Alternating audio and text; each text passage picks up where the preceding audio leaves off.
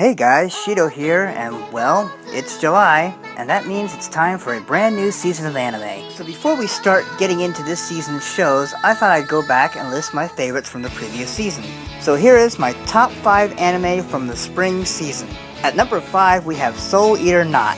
Animated by Studio Bones and directed by Masakazu Hashimoto, the series is based off the manga by Atsushi Okubo. The show follows 3 students from the Knot class, Tsugumi Harudori, Meme Tatane, and Anya Hepburn, as they learn to control their powers. The show is basically a spin-off of the original Soul Eater series, and all of the events of this show take place before the events of the Soul Eater series. This show is bright and friendly with very little seriousness to it. I'll admit it doesn't have the same feel as Soul Eater, but it's not a bad show with all the characters being very likable. Fans of the original series will enjoy the countless cameos, as most of the original main cast make more than one appearance. The show feels like a more light-hearted Soul Eater, which it is, while still giving you a decent storyline, as Tsugumi must make a choice between her 2 friends, Meme and Anya, on who she'll let become her Meister as she learns more about being a weapon. The series has been licensed by Funimation for a potential DVD and Blu-ray release in North America. Number 4 on the list is No Game, No Life, based off the light novel series written by Yu Kamiya and is animated by Studio Madhouse.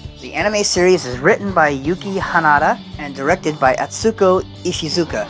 The series follows inseparable siblings Sora and Shiro as they combine their skills to form a group known as Blank. Together, they're undefeatable at any game they play, and one fateful day they defeat a mysterious challenger at a game of online chess. After the match, the challenger makes the siblings an offer they cannot refuse. They are invited to a world where everything is ruled and determined by games. It's a very light-hearted and fun show with hints of perversion as main character Sora tries to get many of the female characters in a various state of undress. All of the characters are pretty well done, and all of them feel unique in their own way. Sora and Shiro are seemingly incredible geniuses with a great mind for strategy and are able to plan many steps ahead in whatever game they play.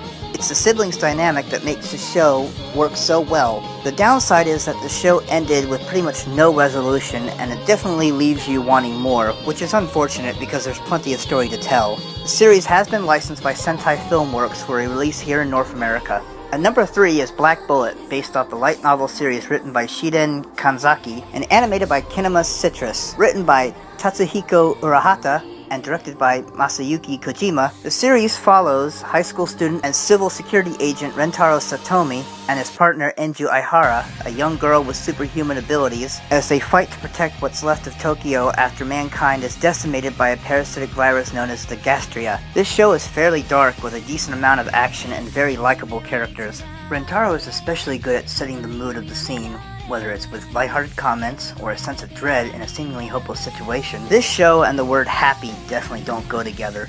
The animation is well done with it being a bit darker, and it will definitely let you feel like you're in a world after a post-apocalyptic catastrophe. The characters in the show very much make the show work, as they do well to make you feel whatever the scene is trying to make you feel. The series is licensed by Sentai Filmworks for a North American release. My number 2 is Mahoka, or The Irregular at Magic High School. The series is based off yet another light novel series, this one written by Tsutomu Sato and animated by Madhouse, while being directed by Manabu Ono. The series is set in a world where magic exists and is integrated into technology. Rather than casting a spell, magic is casted by using a device called the CAD. Tatsuya Shiba and younger sister Miyuki enroll at First High, where the students are ranked by their test scores. This show is pleasantly ridiculous. What I mean is that main character Tatsuya is a badass. Everything he does is badass. He's awesome at just about everything, but because of his test scores he's placed in a lower level class and looked down upon by many of the students of the top class. He, however, seems to overcome every obstacle while seemingly making every female character fall for him or at least show interest in him, all while he shows literally no interest in any of them. His relationship with his younger sister is the most concerning, as she seems to be deeply in love with him and is the incredibly jealous type. While the animation isn't the greatest, it's far from bad, and the music and voice acting is top-notch. The backstory of Tatsuya is a mystery, and that mystery alone is enough to keep you invested, let alone all the other things going on in the show. From a school rebellion to a tournament with other schools, the show has plenty to keep you interested from start to finish. The series has unfortunately been licensed by Amiplex of America, meaning it would be virtually impossible for anyone to collect the series without having to shell out a ton of money, since the company vastly overcharges for all of their releases. It's a real shame, but regardless of that, the show is definitely worth checking out.